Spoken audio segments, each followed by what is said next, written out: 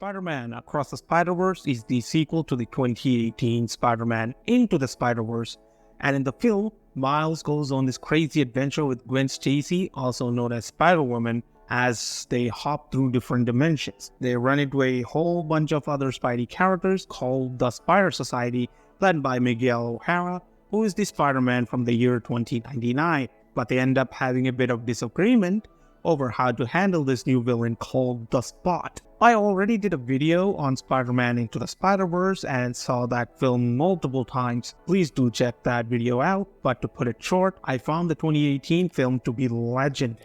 It remains my personal favorite Spider-Man film, and honestly, it's tough to top. So you can imagine my skepticism when I heard about this sequel. Now don't get me wrong, this new Spider-Verse installment isn't a letdown by any means. From a technical standpoint, they've managed to outdo themselves. The visual artistry on display here is truly a mind-boggling feast for the eyes. Every character, every universe, it's all wrapped in its own stunning art style. You've gotta hand it to the animation team. They went all out experimenting with various animation techniques, and it really pays off. I mean, there's this one scene where two characters are having a heated argument, and the colors shift dramatically within each shot change, adding depth to the conflict. It's a small detail, but it's the kind of creativity that sets this movie apart. Now here's where it gets interesting.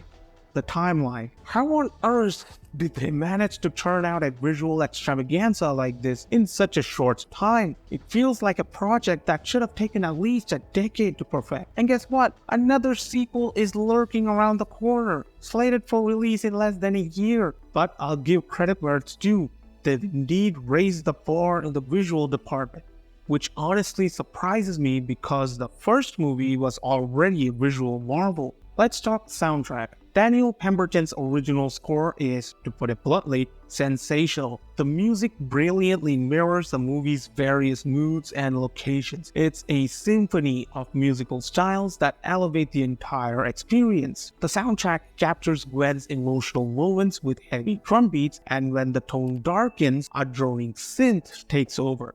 And of course, this is a superhero flick, so the soundtrack nails the heroic and triumphant moments too. This is where things get intriguing. Gwen finally gets some much needed screen time to shine. She's practically the co-lead, almost stealing the limelight from Miles Morales. And speaking of Miles, hats off to the filmmakers for making him the driving force of the story. He's the Spider-Man this movie needed. Sure, he was cool in the first one, but here he evolves into a true badass Spider-Man.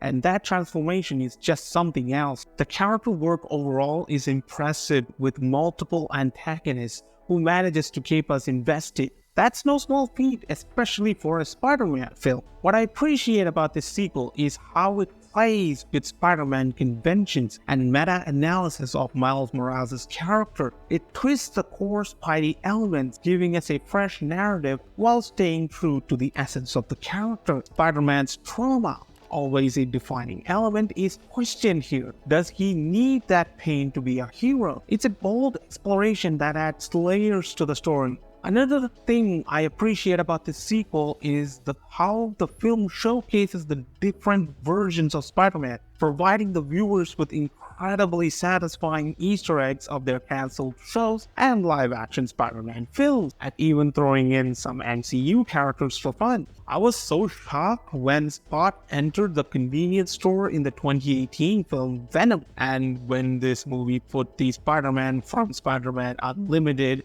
in the background for a second, right when I was daydreaming about how would crazy it'd be if they pulled that off. It's like they read my mind or something. There's a bunch of scenes like that sprinkled throughout, which was so satisfying to see. But now let's address the elephant in the room. What keeps this sequel from surpassing its predecessor? For me, it's that nagging feeling of incompleteness. This movie is just the appetizer for a grand two-part spectacle. It's like reading half a book and proclaiming it a masterpiece. Sure, this installment spends its time building emotional stakes, but the satisfying payoff is being held hostage until the next year's release. And let's talk pacing. The first act drags a bit, but bear in mind, this might be by design. The creators are setting the stage for an epic two-part saga, which when viewed together might justify the sluggish start. But right now, it leaves me uncertain. I can't help but wonder if the prolonged build-up is worth the eventual climax.